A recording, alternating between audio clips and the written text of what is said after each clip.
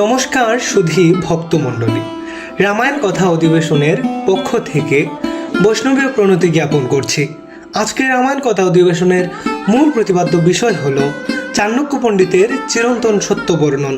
কেননা শত বছর পেরিয়ে গেলেও চাণক্য পণ্ডিতের আজ বাণীগুলো সমাজে সত্যতার প্রমাণ দিয়েই যাচ্ছে। তাই ধর্মীয় মন অজানা প্রসঙ্গগুলো জানতে আমাদের চ্যানেলটিকে সাবস্ক্রাইব করে ধর্মীয় জ্ঞান অনুসন্ধানে উৎসাহিত করুন। চাণক্যদেব স্ত্রীদের সম্পর্কে অনেক ভালো মন্তব্য প্রকাশ করলেও লক্ষণ বেদে অসতী নারী চেনার কিছু লক্ষণ তার রচিত পুস্তকসমূহে লিখে গিয়েছেন, যা জানা থাকলে আপনি সহজেই মানুষ তথা নারীদের চিনতে পারবেন।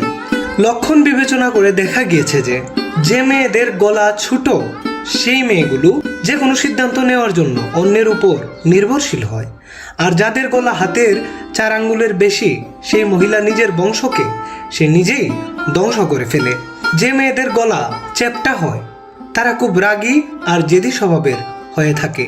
যে মহিলার হাসার সময় গালের টুল পড়ে অর্থাৎ গালের অংশ গর্তের সৃষ্টি করে, তাদের বিয়ের পরও অন্যান্য পুরুষের সঙ্গে অবৈধ সম্পর্ক বহাল থাকে। যদিও এই সমস্ত নারীরা অনেক সুন্দরী হয়ে থাকেন।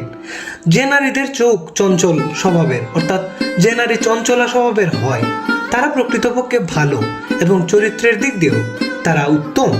যে নারীগণের হাতের শিরা অর্থাৎ রোগ ভাসানো থাকে তাদের সারা জীবন দারিদ্রতার নিচে অবস্থান করতে হয়, অর্থাৎ টাকা পয়সার অনটন তাদের পিছু ছাড়ে না।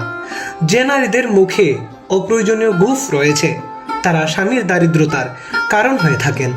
যে নারীদের পায়ের পাতার পেছনের অংশ অর্থাৎ পায়ের মোড়া অনেক মোটা হয়ে থাকে এরা বাড়ির জন্য মোটেও শুভ নয়।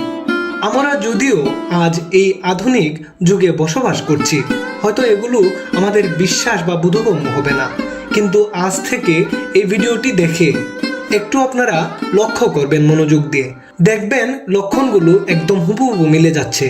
চাণক্যদেবের কথার সঙ্গে বাস্তবতার মিল পাওয়া যায় বলে আজও চাণক্যদেবকে আমাদের হিন্দু সমাজে এত মাননীয় হিসেবে রাখা হয়েছে।